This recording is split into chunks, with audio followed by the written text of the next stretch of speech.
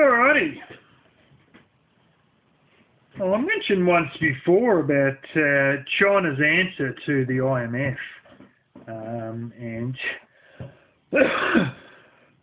oh, that's what this video is going to be about.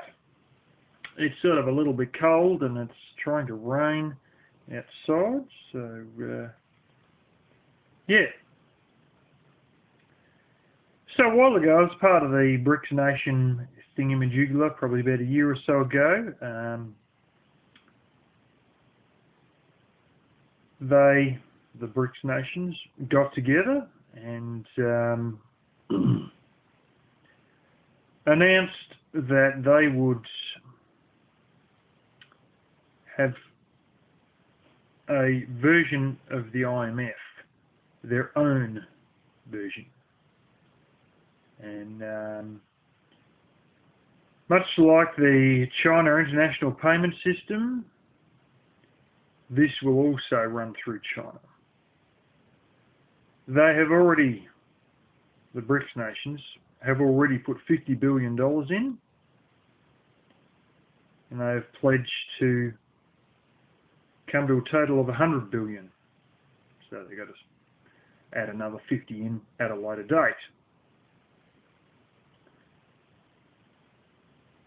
I thought it was already operational, but it's just that it's all agreed. The fact is that it will be operational around September 2015, sometime when the China International Payment System gets running, sometime around the end of this year, that bank will come into effect. Now, it's sort of funny.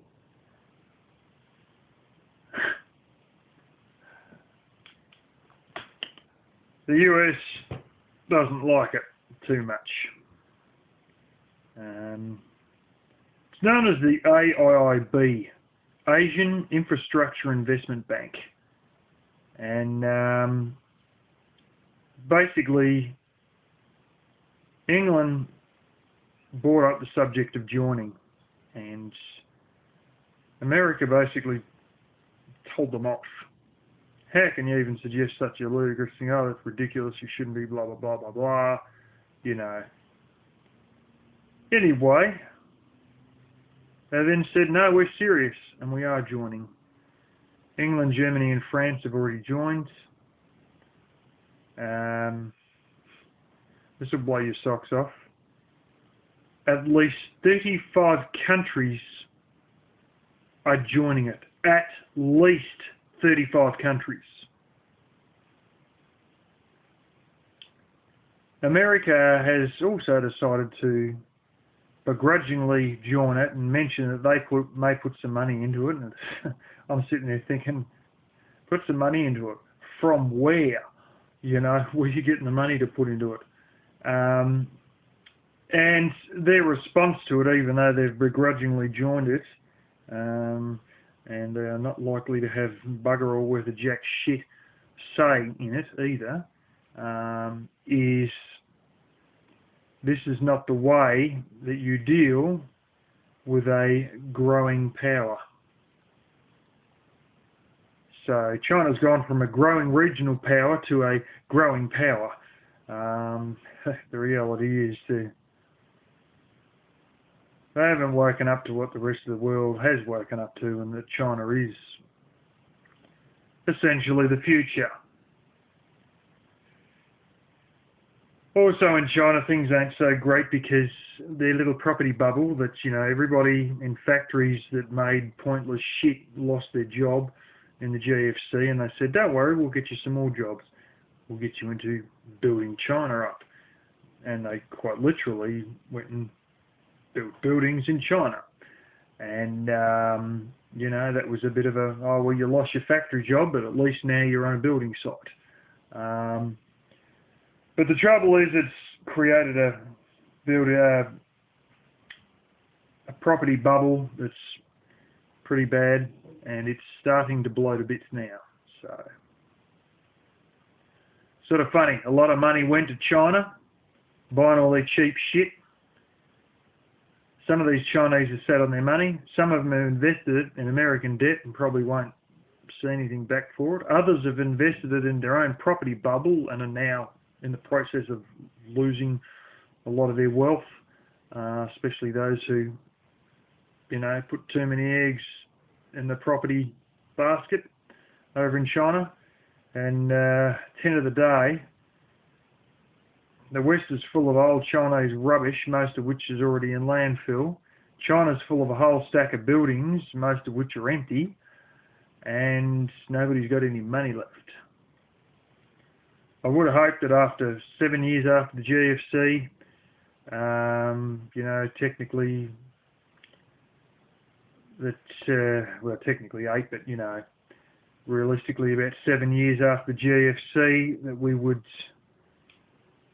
be coming back again, but doesn't seem like anyone's getting richer. But anyway, the AIIB claims that it is not going to put in any political motivations or any ridiculous stipulations of how things are going to go. The investments that they're going to make are in infrastructure. I'm talking roads, I'm talking power generation and energy, and I'm talking telecommunications. And if that's going to bring your country up a bit and make your country more productive, they are the people you may be able to go to. It won't be like getting money from the IMF, where they basically say, okay, you got this money, we'll save your country, but you got to comply with a whole stack of shit that you cannot ever realistically meet, and then you're sort of constantly under the thumb of them for years to come. Yeah. But anyway, that's a little bit of news. That's just another blooming cog in the machine of China moving into being a superpower, of the transfer of power from west to east. I'm not saying that, Chinese are very smart. I've seen it amongst Chinese bosses, but there's a few failings I've seen in their way of thinking about development and advancement, including a mentality that everything only gets bigger and larger and better, like as though they haven't really experienced enough of recessions to understand recessions. But being in a developing country under conditions like some of them have been under, things could only get better, because it's you don't know the meaning of poverty until you've been to the right areas of Asia or Africa. But anyways, I just thought I'd make that video for you all, and yet another cog in the rise of China to power, and most likely the fall from grace of the United States government.